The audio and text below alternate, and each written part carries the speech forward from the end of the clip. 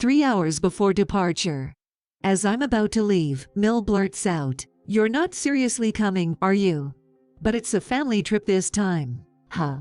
You're just a daughter-in-law, obviously staying home. I'd been looking forward to this overseas trip my husband planned. I thought this would be an opportunity to improve relations with my in-laws. But instead of getting better, I wasn't even allowed to join the trip. While I'm down, Mill smirks confidently. And my husband, he just goes along with Mill without a word. I've had enough. If I'm treated like this, I don't care anymore. They'll regret abandoning me, won't they? So, I did something unexpected as I saw them off. I'm Sally, 28 years old. Studied design, now at an ad agency. Married Rick nearly a year ago. Met through work on an ad project. 3 years ago, I was tasked with an ad for a company, and Rick was at the meeting. Initially about work, we discovered our mutual love for travel. While he prefers domestic trips, I'm into international adventures. We bonded over their ideal trips and shared photos of places they've been. I didn't realize it at first, but our bond grew deeper, and Rick proposed dating. Thus, after 2 years, we tied the knot. Though we haven't gone on a honeymoon yet, Rick often says, "I want to debut my overseas trip on our honeymoon." Gah. Right, you haven't been abroad yet. Yeah, I feel anxious not being able to communicate properly. It's okay. With smartphones and basic English, you'll manage. Is it like that? I'm not exactly fluent in English either. But still, I really want to travel overseas. Being able to see the scenery I've only seen on TV or in books up close, it's incredibly powerful. My husband responded with a happy "Yeah, you're right to my words." There are many charms within the country, with plenty of wonderful tourist destinations and must-see attractions. Yet, I love traveling abroad. Every time I go overseas, I'm overwhelmed by the scale of it all. Experiencing those magnificent views up close, which you can't feel just by staying in Japan, is the real thrill of traveling abroad. Until now, I mostly traveled with friends or alone. From now on, I can go on overseas trips with my beloved husband. It's so joyful to share fun experiences together. But I hadn't realized yet. There was a side to my kind husband I hadn't imagined. I only noticed it about 2 months after getting married. As part of our marriage, we decided to rent an apartment halfway between our workplaces. Though my husband's company wasn't doing well and his salary wasn't high, he still had some income. Yet, just 2 months into our marriage, he made a surprising request. "Hey, Sally. It's about the rent. Could you cover mine for a while?" Huh. Why? I mentioned before, my pay's been cut. Tried asking my parents for cash, but they said, "Ask your wife after marriage." That's so. Hate to pry, but is your pay that low? Asking, my husband nodded quietly. He had always been smiling, but to see him like this, I couldn't bring myself to question him further. Never thought something like this would happen just 2 months into marriage. I felt disheartened. Should have made sure to understand each other's salaries before getting married, but couldn't ask him to take on extra work, especially with his already long hours. Just said, "Got it," and decided to pay the rent in full from that month. But that wasn't the biggest issue. The frequent visits of my in-laws to our new home became the main problem. My husband's family consists of his father, mother, and sister, Ami. Since it was decided that I would cover my husband's share of the rent, visits from my in-laws and still increased rapidly. They would show up unannounced, have dinner, and even stay over without any prior notice. It's not that I dislike my in-laws, but I'm not comfortable with them.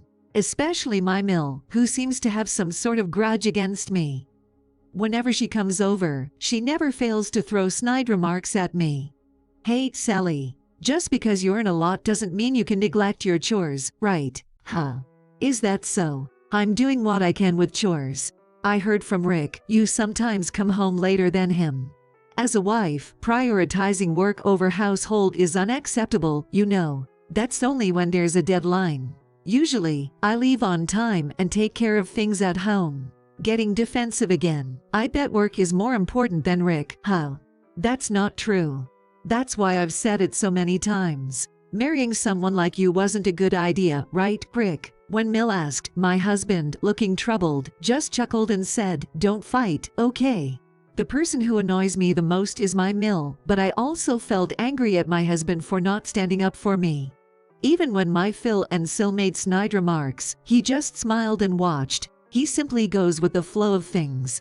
It's more painful for me that my husband doesn't support me than enduring the snide remarks from my in-laws. One day, when I returned from work, I found my husband looking at a Hawaii travel guidebook.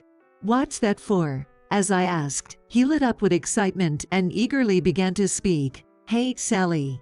How about going on a trip to Hawaii together? You've been there before, right? Hawaii. I've been there like 3 times. Yeah, I've been there. Actually, my family also wants to go. So, your mom is coming too. Yay. Since we're already planning to go as a family trip." To be honest, I felt nothing but anxiety about my husband's proposal. If possible, I would like to go on a trip abroad with just my husband. But with my in-laws, there are just too many issues. Besides, there's no way my Mil would want to go on a trip with me, especially considering how much she dislikes me.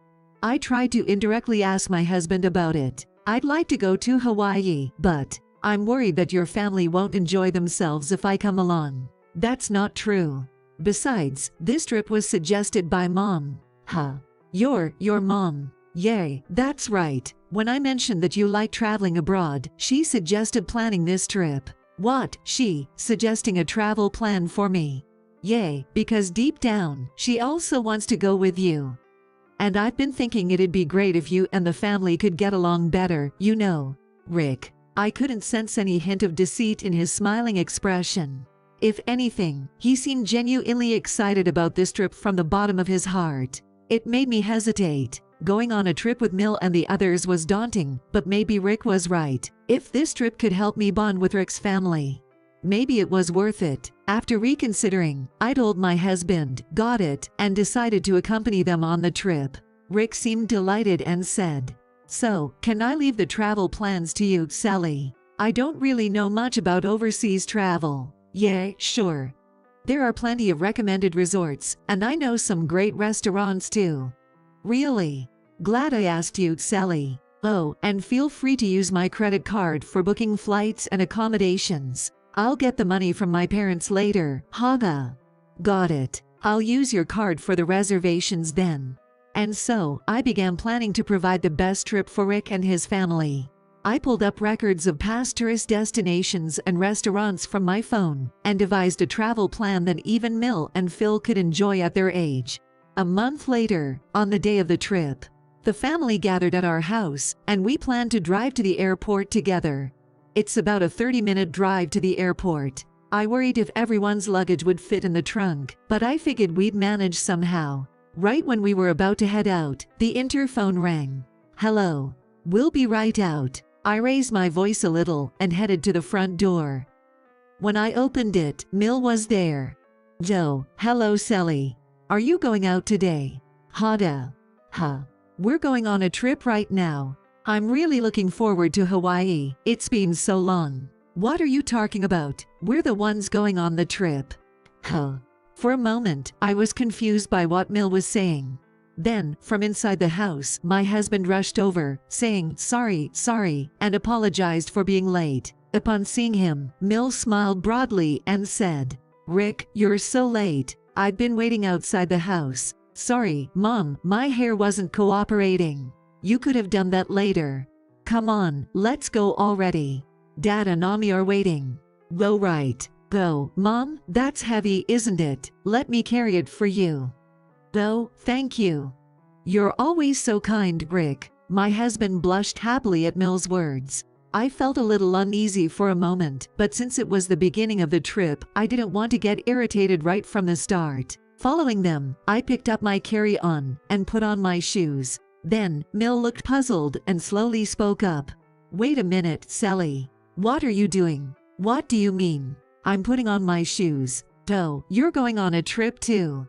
Enjoy yours, then." "Hada. What are you saying? We're all going to Hawaii together, right?" I glanced at my husband, who was avoiding eye contact with me.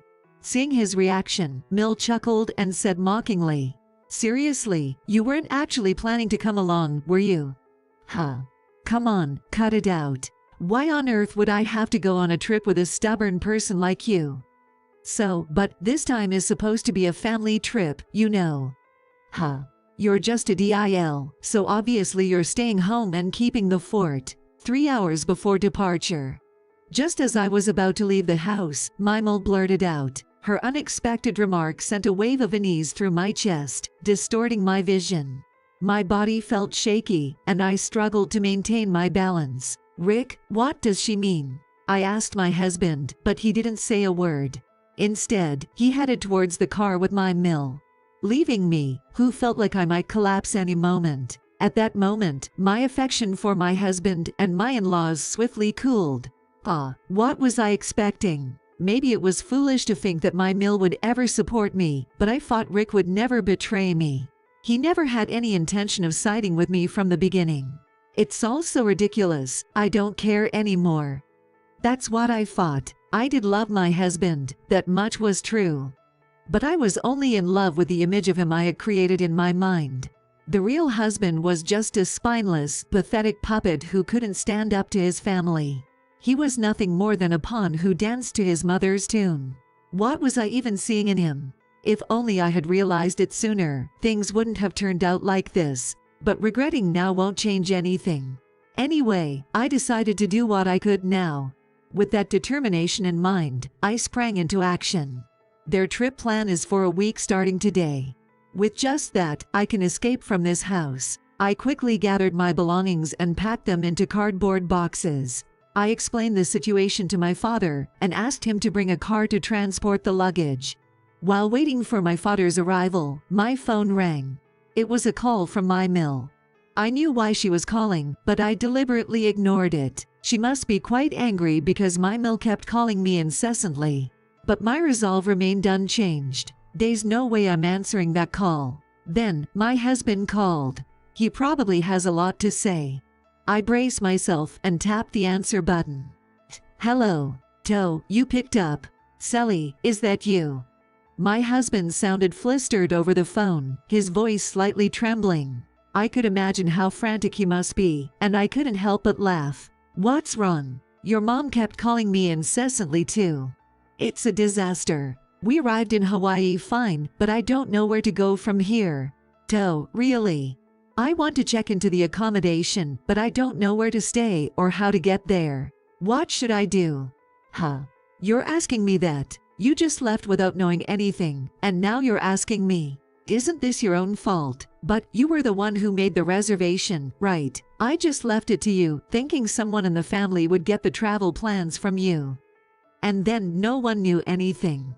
Typical of my impromptu in-laws. Haha, I chuckled, and he raised his voice. Just tell me the travel schedule already. No apologies, just irresponsible words from my husband. I knew it, but this guy is just his mother's son through and through. I made it clear to him, demanding to know the schedule. Are you kidding me? I'm feeling seriously uncomfortable because of you guys, so why do you think only you should have fun? There's no way I'm telling you. Figure it out yourselves and manage on the spot. What? That's too heartless, isn't it? I'll buy souvenirs, so. Souvenirs. I don't need them. Don't make a fool of me. I liked you, and I was willing to put up with your family being like that, but I've had enough. Had enough. How could you? This incident made me realize that you're just as despicable as your mother. Used only for creating travel plans, left out of the much-awaited Hawaii trip. I'll never forgive your family. You can struggle all you want in an unfamiliar place. Wait. Hey. Sally. Ignoring my husband's attempts to call my name, I forcibly ended the call. I waited for my father's arrival and headed straight to my parents' house. Later, it seems my husband and his family had a rough time. Although they arrived in Hawaii without me, they were in a panic because they didn't know where to go. They ended up crashing at some random accommodation without knowing where their original booking was.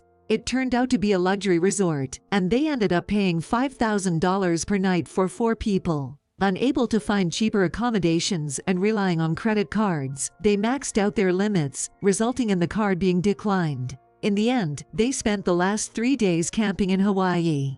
Of course, with my husband's meager salary, there was no way he could pay off the maxed out card. Ultimately, he fell into a debt trap. I filed for divorce citing his debt as the reason. While I'm still awaiting my husband's agreement, I won't give up. I've already consulted a lawyer, so it's only a matter of time before the divorce is finalized. I heard that this incident caused a rift in my husband's family. My husband blames his mother, and his mother blames him, and now they're practically estranged. As for me, until I find a new place, I'll be staying with my parents. At first, my parents were worried, but now they're impressed by how cheerful I am. To say I wasn't hurting would be a lie. But wasting time on such a despicable family is pointless, and I realized that. From now on, I'll be dealing with various people. I want to develop the ability to judge people properly based on this experience. That's what I'm thinking now.